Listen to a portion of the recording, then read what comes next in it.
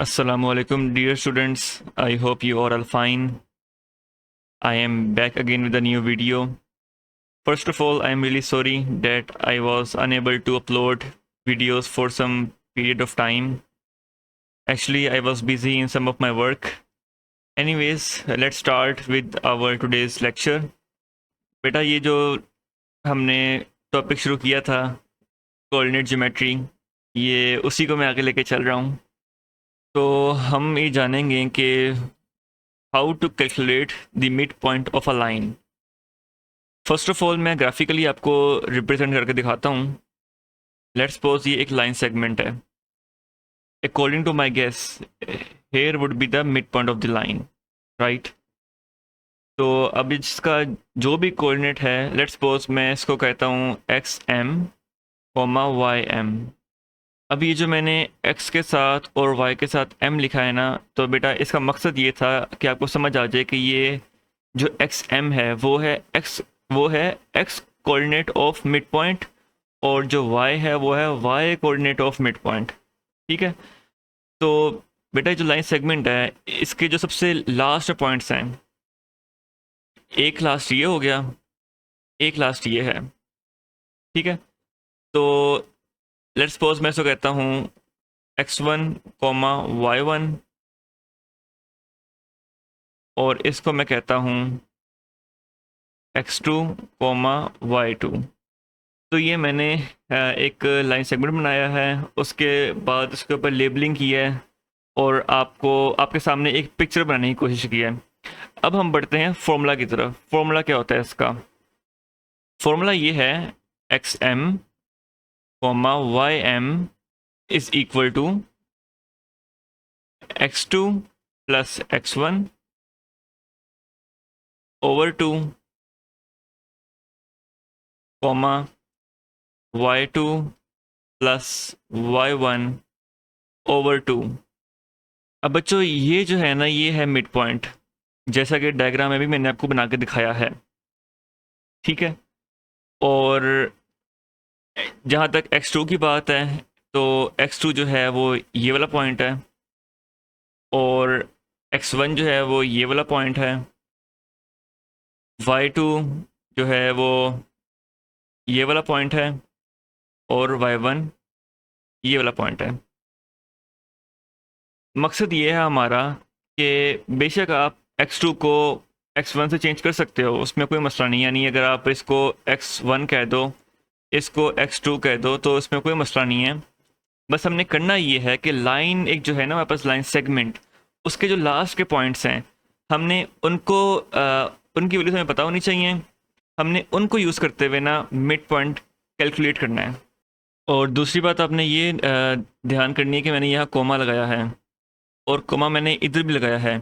इसका मतलब ये हुआ कि एक्स एम की जो वैल्यू है वो इसके इक्वल है, इसी तरह वाई एम की जो वैल्यू है वो इसके इक्वल है। तो ये बेटा तरीका है मिड पॉइंट निकालने का। तो आई होप बच्चों आपको ये फॉर्मूला जो है वो समझ आ गया होगा। तो इसको मज़ीद क्लियर करने के लिए हम आगे एक एग्जांपल सॉल्व करते हैं। सो ये हमारे पास एक इमेज है, एक ग्राफ हमारे पास बना हुआ है, एक लाइन सेगमेंट बनी हुई है, और हमें इसके पॉइंट्स के बारे में पता है जो कि मैंने यहाँ पे मेंशन किए हुए ऑलरेडी। ठीक है। तो हमारा काम है कि हमने इस लाइन सेगमेंट का मिड पॉइंट निकालना है। तो हम लोग फॉर्मूला जो है वो अप्लाई करेंगे, x m comma y m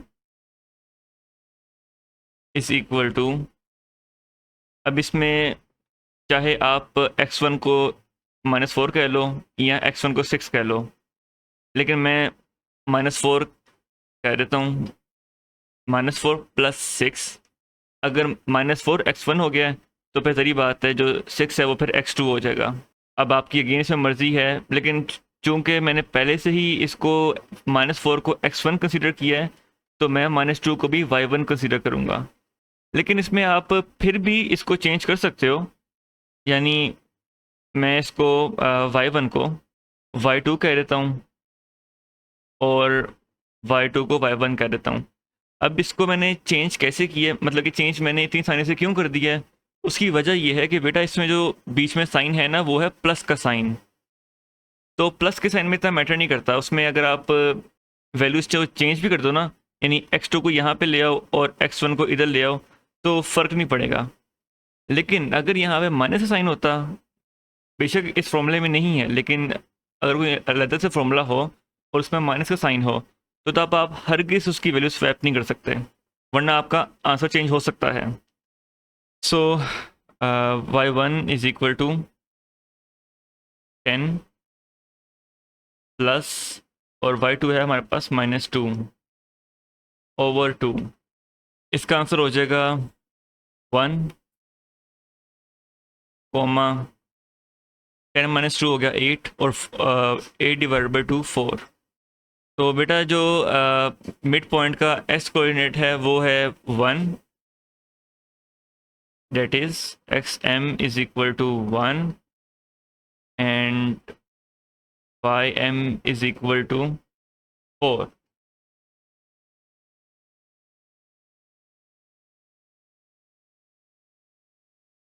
अब हम अगले टॉपिक पे चलते हैं जो कि है equation of a straight line.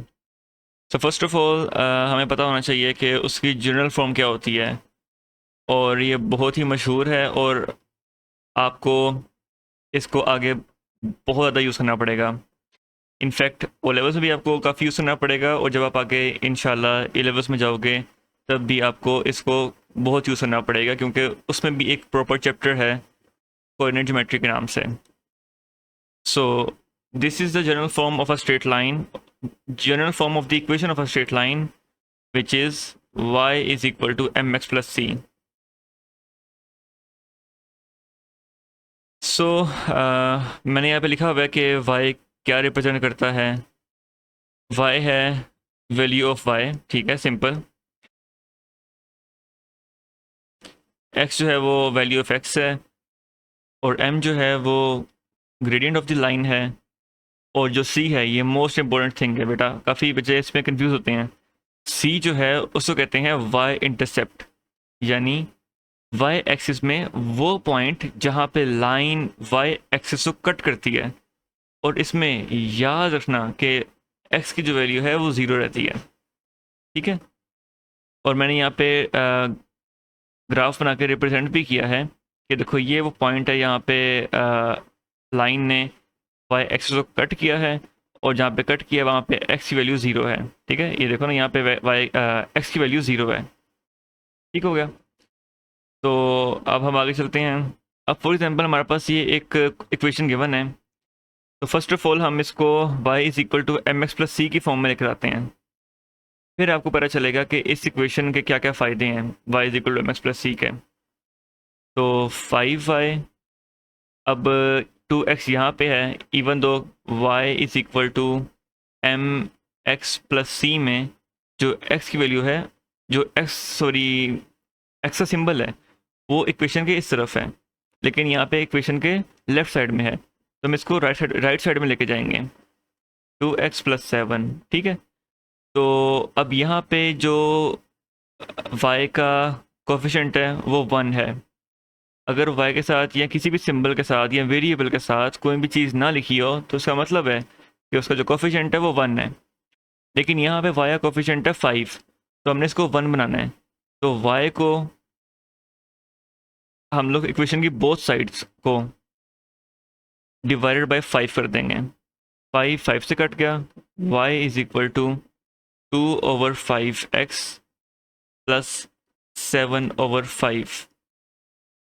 अब मैं यहाँ पे दोबारा से वो इक्वेशन लिखता हूँ, y is equal to mx plus c।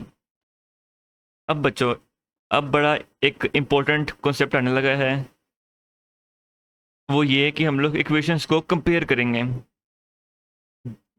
General equation में लिखी हुई है y is equal to mx plus C, और उसके ऊपर हमने इक्वेशन निकाली है वो भी हमने लिख दी है, ठीक है। तो y के नीचे y आ गया, x के नीचे x आ गया। अब बच्चों गौर करना, मैंने कहा था m क्या होता है, m होता है ग्रेडियंट। m के ऊपर क्या आ रहा है, 2/5। तो इसमें m की क्या वैल्यू है, m यानी इस लाइन, यानी ये जो इक्वेशन है वो एक लाइन को रिप्रेजेंट कर रही है ना, उस लाइन का ग्रेडियंट क्या है, तो वो हमें पता चल गया है कि वो m इज इक्वल टू, यानी ग्रेडियंट इज इक्वल टू 2/5 है। ठीक है, इसी तरह हमें एक और बड़ी इंपॉर्टेंट बात पता चल रही है इस वर्किंग से, वो ये है कि c लिखा हुआ है यहाँ पे, ठीक है, ऊपर लिखा हुआ है, ऊपर लिखा है 7/5। इसका मतलब ये हुआ कि जो c की वैल्यू है वो है 7/5। मीन्स ये जो लाइन है वो y एक्सिस को तब कट करती है जब y की वैल्यू 7/5 होती है और x जो है वो 0 होता है, जैसे कि मैंने आपको पहले बताया था। अब बच्चों, इससे आपको फ़ायदे पता चल गए हैं कि हम लोग y is equal to M X plus C को यूज़ करते हुए क्या क्या चीज़ें जो हैं निकाल सकते हैं। अगेन मैं आपको मेंशन करता चलूँ कि जितनी भी मैंने इन्फॉर्मेशन निकाली हैं, m निकाला है, c निकाला है, तो इसके लिए बहुत ज़रूरी है कि जो आपकी इक्वेशन है, फ़िलहाल तो हम लोग इस इक्वेशन को फॉलो कर रहे थे ना, तो ये जो इक्वेशन है ना उसको आपने कन्वर्ट करना है जनरल फॉर्म में। फिर आपने इक्वेशन को कंपेयर करना है और आपके पास इंफॉर्मेशन आ जाएगी। ठीक है, तो आई होप ये आपको क्लियर हो गया होगा। और बच्चों, एक और बात ये है कि यहाँ पे एक बहुत ही इंपॉर्टेंट रिक्वायरमेंट लिखी गई है एग्जामिनर की तरफ से, वो ये है कि candidates are expected to give equations of a line in a fully simplified form. इसका मतलब ये है कि फॉर एग्जांपल अगर आपके पास आंसर आता है y is equal to 2x+3, तो बेटा ये सिंप्लीफाइड ही है, ठीक है, मज़ीद सिंप्लीफाई नहीं हो सकता, तो इस पर कोई मसला नहीं है। इसी तरह अगर आपके पास आंसर आता है 2x+3y इज इक्वल टू 12, तब भी ठीक है क्योंकि ये मज़ीद सिंप्लीफाई नहीं हो सकता। लेकिन ऑन दी अदर हैंड अगर आपके पास इक्वेशन आती है 2y is equal to 4x+6, तो ये मज़ीद सिंप्लीफाई हो सकता है। ठीक है, अगर आप अपना आंसर इसी तरह लेके आ जाते हो तो बेटा आप बिल्कुल ही अपने एग्जामिनर की जो रिक्वायरमेंट है उस पर पूरा नहीं उतर रहे। ठीक है, तो ये तरीका गलत है। लेकिन आई थिंक सो कि आपको पार्शल क्रेडिट जो है वो मिल जाएगा, क्योंकि लेकिन सिंप्लीफिकेशन के मार्क्स कर सकते हैं, क्योंकि एग्जामिनर ने खुद आपको कहा हुआ है कि आपने जो इक्वेशन आपने जो इक्वेशन लिखनी है वो फुली सिंप्लीफाइड फॉर्म में लिखनी है। तो अगर आप नहीं लिखोगे तो काफ़ी चांसेस हैं कि आपका मार्क्स कटेंगे। एनीवेज, इसको सिंप्लीफाई करने का तरीका ये है कि आप 2 को इक्वेशन के राइट साइड में जाकर डिवाइड कर दो, आपका आंसर आ जाएगा y is equal to 2x+3। तो ये सिंप्लीफाइड फॉर्म है। ठीक है, तो आपने रिस्क नहीं लेना बिल्कुल भी, और बिल्कुल सही तरीके से अपना पेपर सॉल्व करके आना है, और जो रिक्वायरमेंट है एग्जामिनर की तरफ से आपने उस पर भरपूर उतरना है। अब एक और एग्जांपल है कि अगर आपके पास ये इक्वेशन बनती है तो ये भी सिंप्लीफाइड नहीं है, इसको मज़ीद सिंप्लीफाई किया जा सकता है। कैसे किया जा सकता है? 2 कॉमन लो, 2x+3y इज इक्वल टू 24। 2 को आप जाके राइट साइड में डिवाइड कर दो, तो आपके पास फुली सिंप्लीफाइड इक्वेशन आ जाएगी जो कि 2x+3y इज इक्वल टू 12 है। ठीक है, तो आई होप आपको समझ आ गया होगा।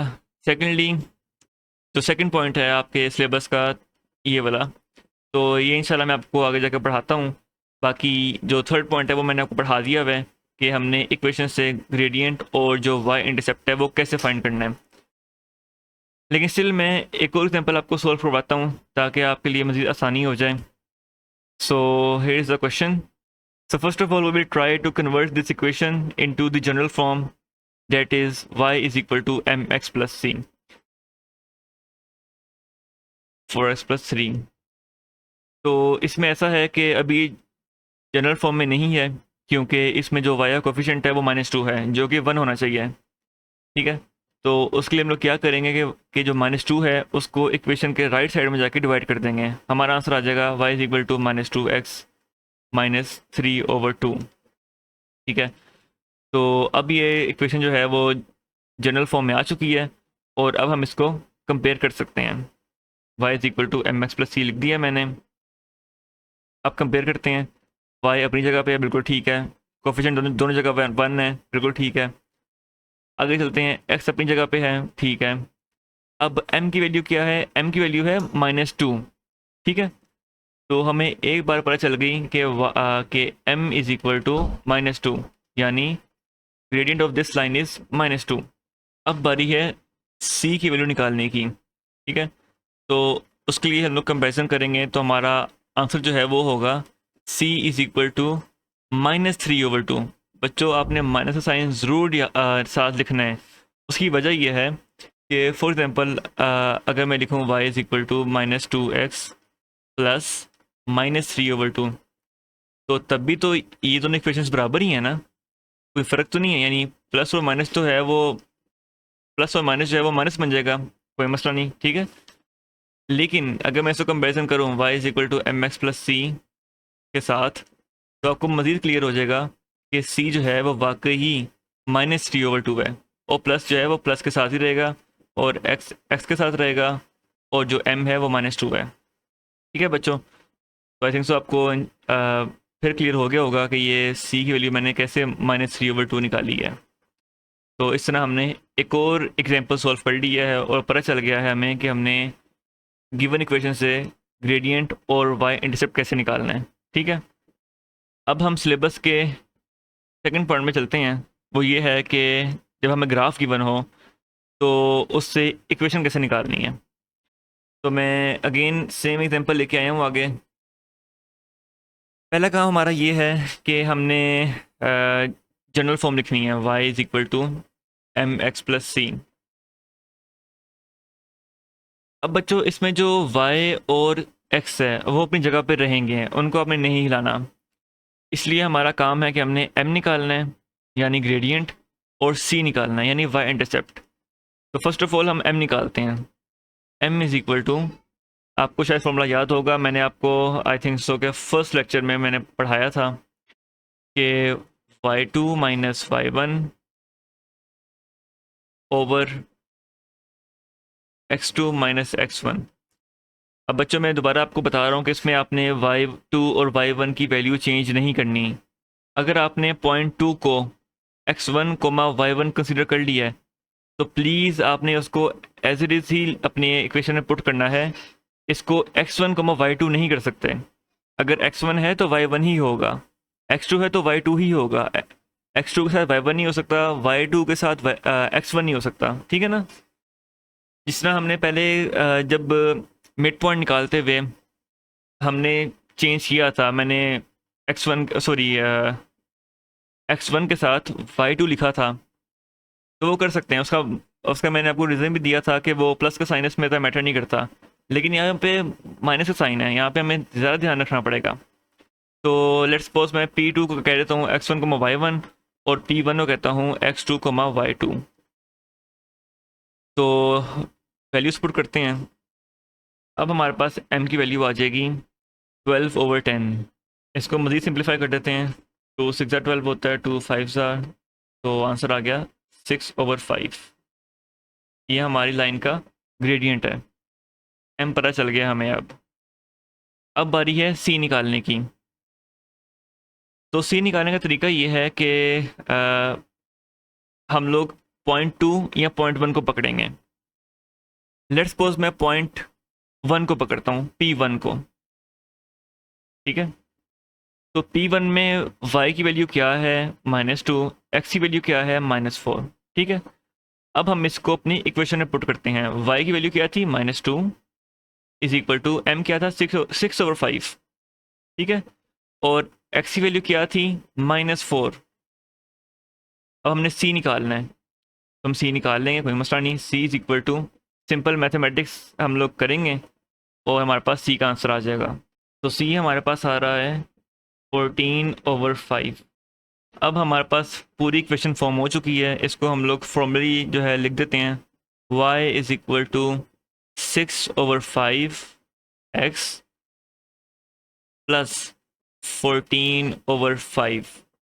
तो ये बच्चों हमने एक ग्राफ को यूज़ करते हुए हमने इक्वेशन ऑफ द लाइन निकाली है, ठीक है। और हमारी इक्वेशन जो है वो फुली सिंप्लीफाइड भी है, जिसकी वजह से एग्जामिनर का जो ये वाली रिक्वायरमेंट थी वो पूरी हो चुकी है, ठीक है। तो आई होप बच्चों आपको आज का लेक्चर अच्छी तरह समझ आ गया होगा. So if you have any question please feel free to comment. Secondly कोई भी आपके पास एडवाइस हो कि मैं अपनी वीडियोस को कैसे बेहतर बना सकता हूँ, तो प्लीज़ मुझे कमेंट बॉक्स में ज़रूर दीजिएगा. तो मिलते हैं नेक्स्ट वीडियो में. Thank you so much.